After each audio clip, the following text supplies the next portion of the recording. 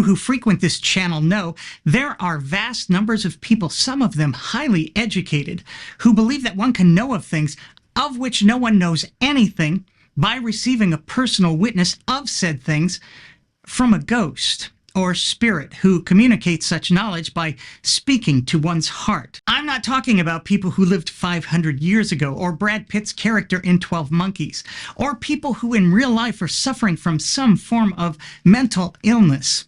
I'm talking about semi-intelligent, otherwise cognitively unimpaired people who are alive today. And my view here is that the way in which I know Christianity is true is first and foremost on the basis of the witness of the Holy Spirit in my heart.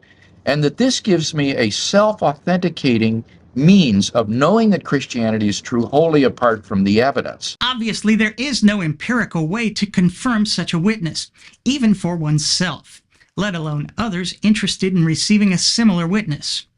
There is no known mechanism for how such an experience works, nor has anyone been able to demonstrate experimentally an ability to reliably and repeatedly acquire any kind of knowledge via the witness of the Holy Spirit. We are also left without a reliable and repeatable way to either acquire such a witness or know with any degree of certainty exactly what is entailed in receiving this witness.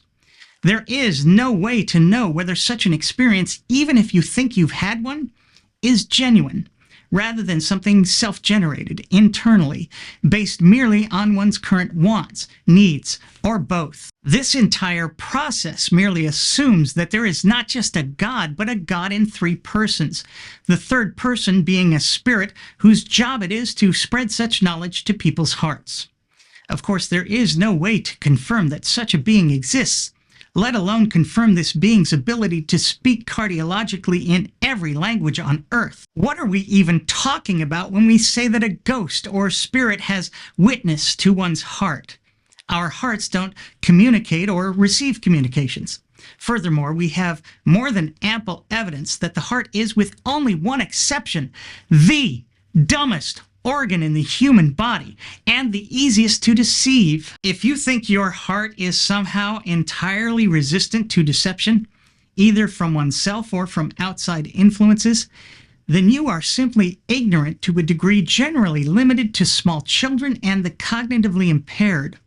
Both psychology and cognitive neuroscience have shown just how susceptible we all are to certain cognitive biases and self-deception. Such states are the norm, not the exception. Most ridiculous, this ghost is entirely provincial, speaking either only to Christians or confirming the truth of whatever religion, Mormonism, Islam, Hinduism, so long as that's the religion one is currently investigating. After the Spirit was released on the day of Pentecost, people seeking truth elsewhere in the world didn't spontaneously convert to a previously unknown Christianity, did they?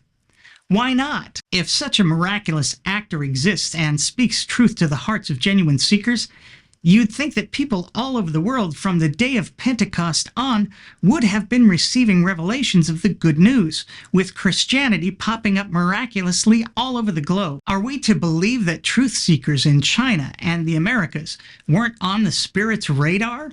Were they unworthy of receiving the good news directly from the Spirit himself?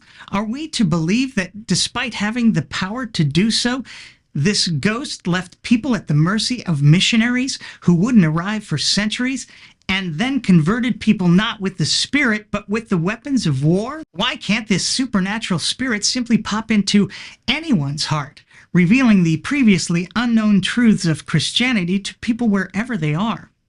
Why do those outside the flock have to be initiated by other humans who are often completely inept when it comes to communicating God's love? Is our ghostly friend geographically confined to Palestine, the Sinai, and roads near Damascus? Finally, even when Christians know this process is flawed, and they certainly do, pointing to people of other faiths claiming an identical experience and dismissing it as delusional, even then, they will continue to insist that their experience is unimpeachably legitimate, without even the slightest intellectual justification. Our intuitions about this world are not only unreliable, but foolish beyond comprehension. Think of all the stupid ideas people throughout history have intuited about life on planet Earth and embraced with death-defying certainty.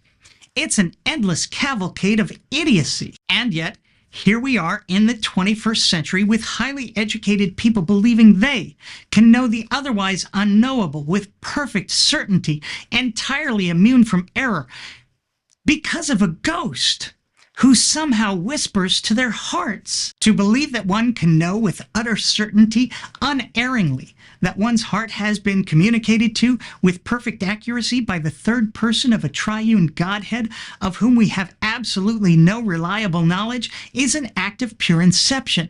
It is a leap within a leap within a leap within a leap. Mere intransigence, anchored in a foundation of conceit so obtuse and self-important, it borders on malignant narcissism. Once again, I'm me. Thanks for watching.